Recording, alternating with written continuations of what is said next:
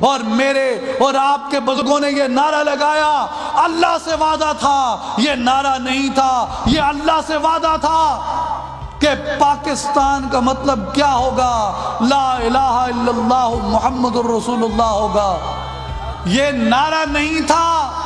کہ پاکستان کا مطلب کیا، پاکستان کا مطلب کیا،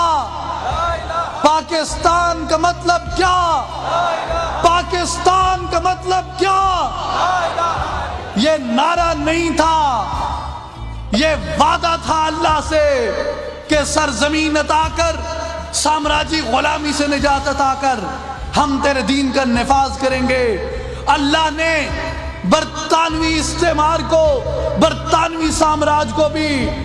ہٹلر کے ہاتھوں ذلیل کر دیا دنیا میں، اور جس سلطنت میں سورج غروب نہیں ہوتا تھا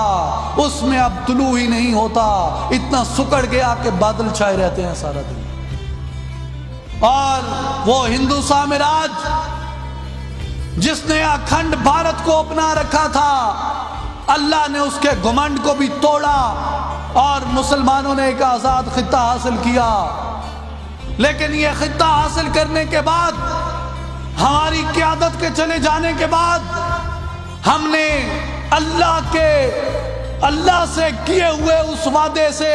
انحراف کیا اور اس وعدے سے منحرف ہو گئے۔ اللہ نے کہا میرے دین کو نافذ نہیں کیا، میرے کلمے کی لاج نہیں رکھی، میرے قرآن کا نفاذ نہیں کیا، مجھ سے کیے ہوئے وعدے کو بھول گئے، میرے مصطفیٰ کی شریعت کو پس پشت ڈال دیا، ایک غلامی سے آزاد ہوئے تھے، جاؤ میں نے تمہیں کئی استعماروں کی غلامی میں مزید مبتلا کر دیا، اور آج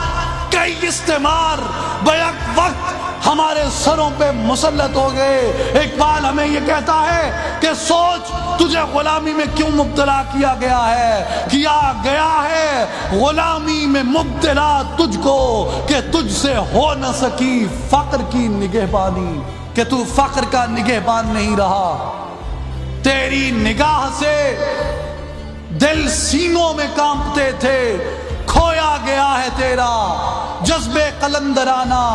اے لا الہ کے وارث باقی نہیں ہے تجھ میں گفتار دل برانہ، کردار قاہرانہ۔ آج ہم سے وہ دولت چھن گئی فقط کس وجہ سے کہ ہم نے نظام مصطفیٰ کو چھوڑ دیا، مصطفیٰ کریم صلی اللہ علیہ وسلم کی شریعت کو چھوڑ دیا اور اللہ سے کیے ہوئے اس وعدے سے منحرف ہو گئے۔